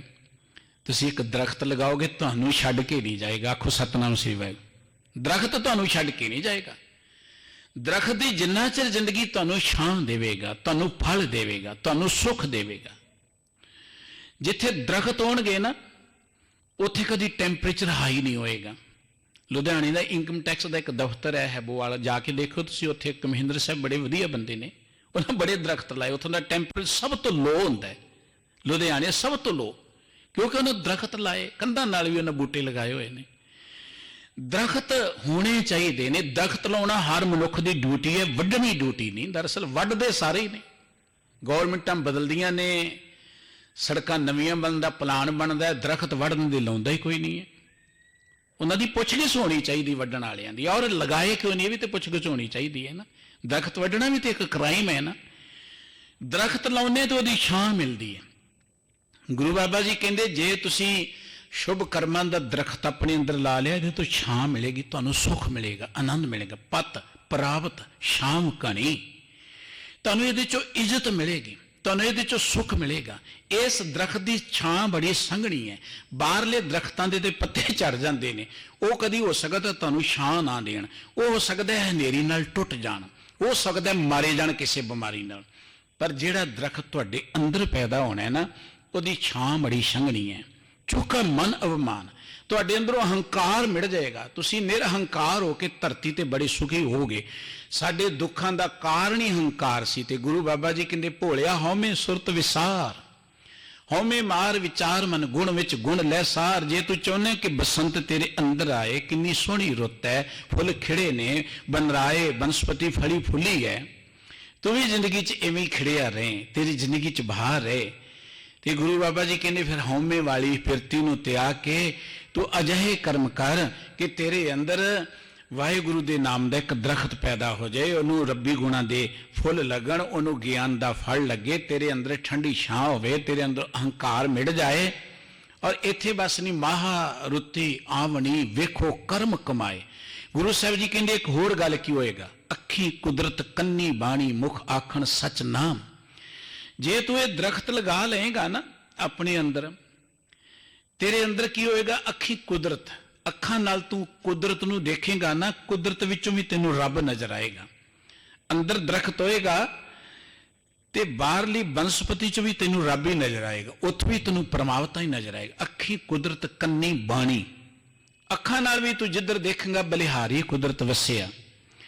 ਜਦੋਂ ਅਸੀਂ ਕੁਝ ਥਾਵਾਂ ਤੇ ਖਾਸ ਦ੍ਰਿਸ਼ ਦੇਖਦੇ ਹਾਂ, ਅਸੀਂ ਬੜੇ ਆਨੰਦਿਤ ਹੁੰਦੇ ਹਾਂ, ਅਸੀਂ ਬੜੇ ਪ੍ਰਸੰਨ ਹੁੰਦੇ ਹਾਂ। ਫਿਰ ਇੱਕ ਬਿਰਤੀ ਬਣ ਜਾਏਗੀ, ਜਿੱਥੇ ਵੀ ਰਵਾਂਗੇ ਹਰ ਚੀਜ਼ 'ਚੋਂ ਹੀ ਸਾਨੂੰ ਪ੍ਰਮਾਤਮਾ ਨਜ਼ਰ ਆਏਗਾ, ਹਰ ਚੀਜ਼ 'ਚੋਂ ਰੱਬ ਦੇ ਦੀਦਾਰ ਕਰਕੇ ਅਸੀਂ ਸਦਾ ਹੀ ਖਿੜੇ ਰਵਾਂਗੇ। ਫਿਰ ਅੱਖੀ ਕੁਦਰਤ ਕੰਨੀ ਬਾਣੀ, ਕੰਨਾਂ ਦੇ ਨਾਲ ਹਮੇਸ਼ਾ ਸਾਨੂੰ ਰੱਬ ਦੀ ਸਿਫਤ ਸਲਾਹ ਸੁਣੇਗੀ। ਫਿਰ ਅਸੀਂ ਇਹ ਕਵਾਂਗੇ ਕਿ ਜੋ ਕੁਝ ਹੋ ਰਿਹਾ ਹੈ ਨਾ, ਦੇਖੋ ਇੱਕ ਮਨੁੱਖ ਦੀ ਸੁਰਤ ਹੀ ਹੈ ਨਾ, ਉੱਥੇ ਪਹੁੰਚ ਕੇ ਮਨੁੱਖ ਕਹਿੰਦਾ ਕਿ ਜੋ ਪਸ਼ੂ ਪੰਛੀ ਵੀ ਬੋਲਦੇ ਵੀ ਰੱਬ ਦਾ ਨਾਮ ਹੀ ਜਪ ਰਹੇ ਨੇ। ਇਹ ਜੋ ਬੋਲਤ ਮਿਰਗ ਮੀਨ ਪੰਖੇਰੂ ਬਿਨਹਾਰ ਜਾਪ ਨਾ ਬੋਲ ਨਾ ਜਾਪਤ ਹੋ ਬੋਲਤ ਹੋਰ, ਇਹ ਮਿਰਗ ਮੀਨ ਪੰਖੇਰੂ ਵੀ ਰੱਬ ਦੀ ਕੀਰਤੀ ਕਰਦੇ ਨਜ਼ਰ ਆਉਣਗੇ। ਫਿਰ ਤੈਨੂੰ ਇਹ ਨਹੀਂ ਪਤਾ ਲੱਗੇਗਾ ਕਿ ਪੰਛੀ ਬੋਲਦੇ ਨੇ, ਇੱਥੋਂ ਵੀ ਰੱਬ ਦੀ ਸਿਫਤ ਸਲਾਹ ਨਜ਼ਰ ਆਏਗੀ, ਇੱਕ ਬਿਰਤੀ ਬਣ ਜਾਏਗੀ। ਜਿੱਥੇ ਜਾ ਕੇ ਬੰਦਾ ਦੇਖੇਗਾ ਕਿ ਹਵਾ ਵੀ ਰੱਬ ਨੂੰ ਗਾ ਰਹੀ ਹੈ, ਪ੍ਰਕਿਰਤੀ ਵੀ ਰੱਬ ਨੂੰ ਗਾ ਰਹੀ ਹੈ, ਧਰਤੀ ਵੀ ਰੱਬ ਨੂੰ ਗਾ ਰਹੀ ਹੈ। ਗੁਰੂ ਬਾਬਾ ਜੀ ਕਹਿੰਦੇ ਅੱਖੀ ਕੁਦਰਤ ਕੰਨੀ ਬਾਣੀ, ਕੰਨਾਂ ਨਾਲ ਰੱਬ ਦੀ ਬਾਣੀ ਹੀ ਤੈਨੂੰ ਸੁਣੇਗੀ, ਹਰ ਚੀਜ਼ 'ਚੋਂ ਰੱਬ ਦੀ ਸਿਫਤ ਸਲਾਹ ਸੁਣੇਗੀ। ਮੁਖ ਆਖਣ ਸਚ ਨਾਮ, ਮੁਖ ਤੋਂ ਤੂੰ ਸੱਚ ਹੀ ਬੋਲੇਗਾ, ਫਿਰ ਰੱਬ ਦੀ ਗੱਲ ਕਰੇਗਾ। ਤੇਰੀਆਂ ਅੱਖਾਂ 'ਚ ਵੀ, ਤੇਰੇ ਕੰਨਾਂ 'ਚ ਵੀ, ਤੇਰੇ ਰਸਨਾਂ ਤੇ ਵੀ, ਤੇਰੇ ਹਿਰਦੇ 'ਚ ਸੱਚ ਵਸ ਜਾਏਗਾ। ਗੁਰੂ ਸਾਹਿਬ ਜੀ ਨੇ ਕਿਹਾ ਅੰਤਰ ਗੁਰ ਆਰਾਧਨਾ ਜਿਹਵਾ ਜਪ ਗੁਰ ਨਾਉ, ਨੇਤਰੀ ਸਤਿਗੁਰ ਪੇਖਣ ਸਰਵਣੀ ਸੁਣਨਾ ਗੁਰ ਨਾਉ, ਸਤਿਗੁਰ ਸੇਤੀ ਰਤੇ ਦਰਗਹਿ ਪਾਈ ਹੈ ਠਾਉ। ਇਸ ਤਰੀਕੇ ਨਾਲ ਜਦੋਂ ਤੂੰ ਰੰਗਿਆ ਗਿਆ ਰੱਬ ਦੇ ਨਾਮ ਵਿੱਚ, ਪ੍ਰਮਾਤਮਾ ਦੇ ਪਿਆਰ 'ਚ, ਅੱਖੀ ਕੁਦਰਤ ਕੰਨੀ ਬਾਣੀ ਮੁਖ ਆਖਣ ਸੱਚ ਨਾਮ। ਸਤਿਗੁਰੂ ਜੀ ਕਹਿੰਦੇ ਮੁਖ ਤੋਂ ਵੀ ਵਾਹਿਗੁਰੂ ਜੀ ਦੇ ਨਾਮ ਨੂੰ ਤੂੰ ਸਿਮਰੇਂਗਾ। ਤੇ ਗੁਰੂ ਸਾਹਿਬ ਜੀ ਨੇ ਅਖੀਰ ਤੇ ਇੱਕ ਗੱਲ ਕਹੀ ਹੈ, ਕਹਿਣ ਲੱਗੇ ਕਿ ਆ ਰੁੱਤ ਤੇ ਆਈ ਤੇ ਚਲੀ ਜਾਣੀ ਹੈ ਤੇ ਸਦਾ ਨਹੀਂ ਬੈਠੀ ਰਹਿਣੀ। ਮਹਾਰੁੱਤੀ ਆਵਣੀ ਵੇਖੋ ਕਰਮ ਕਮਾਏ, ਇਹ ਮਹੀਨੇ ਇਹ ਰੁੱਤਾਂ ਆਉਂਦੀਆਂ ਜਾਂਦੀਆਂ ਰਹਿੰਦੀਆਂ ਨੇ, ਪਰ ਸਤਿਗੁਰੂ ਜੀ ਕਹਿੰਦੇ ਕਿਤੇ ਇਸ ਤਰੀਕੇ ਨਾਲ ਕਰਮ ਕਰਕੇ ਦੇਖੋ, ਹਉਮੈ ਨੂੰ ਭੁਲਾ ਕੇ ਕਰਮ ਕਰਕੇ ਦੇਖੋ, ਫਿਰ ਕੀ ਹੋਏਗਾ। ਨਾਨਕ ਹਰੇ ਨਾ ਸੁਕੀ ਜੇ ਗੁਰਮੁਖ ਰਹੇ ਸਮਾਏ। ਹੇ ਨਾਨਕ ਜੀ, ਜਿਹੜੇ ਗੁਰੂ ਕੀ ਮੱਤ ਦੇ ਰਾਹੀਂ ਪ੍ਰਮਾਤਮਾ ਦੇ ਪਿਆਰ 'ਚ ਜੁੜ ਗਏ, ਸਮਾ ਗਏ, ਉਹ ਕਦੀ ਸੁੱਕਦੇ ਨਹੀਂ ਹੈ।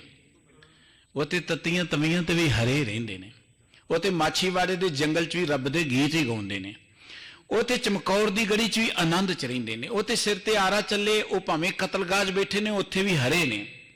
ਆਪਾਂ ਦੇਖਦੇ ਹਾਂ ਵਾਹਿਗੁਰੂ ਜੀ ਨੇ ਬਹੁਤ ਕੁਝ ਦਿੱਤਾ ਹੈ ਮਨੁੱਖ ਨੂੰ, ਸੋਹਣੇ ਘਰ ਨੇ, ਸੋਹਣੀਆਂ ਸੁੱਖ ਸਹੂਲਤਾਂ ਨੇ, ਪਰ ਹਰਿਆਵਲ ਨਹੀਂ ਹੈ, ਖੁਸ਼ਹਾਲੀ ਨਹੀਂ ਹੈ, ਖੇੜਾ ਨਹੀਂ ਹੈ। ਉਹਦਾ ਕਾਰਨ ਇਹ ਹੈ ਕਿ ਅੰਦਰ ਇੱਕ ਅੱਗ ਬਲ ਰਹੀ ਹੈ। ਉਸ ਅੱਗ ਨੂੰ ਜਦੋਂ ਅਸੀਂ ਨਿਵਰਤ ਕਰ ਲਵਾਂਗੇ, ਗੁਰੂ ਸਾਹਿਬ ਜੀ ਨੇ ਕਿਹਾ ਕਿ ਬਾਹਰ ਬਸੰਤ ਆਈ ਹੈ, ਇਹ ਬਸੰਤ ਮਨੁੱਖ ਦੀ ਜ਼ਿੰਦਗੀ 'ਚ ਆਉਣੀ ਚਾਹੀਦੀ ਹੈ। ਬਾਹਰਲੀ ਬਸੰਤ ਸਾਨੂੰ ਕੁਝ ਸਿਖਾ ਰਹੀ ਹੈ, ਕੁਝ ਸਮਝਾ ਰਹੀ ਹੈ।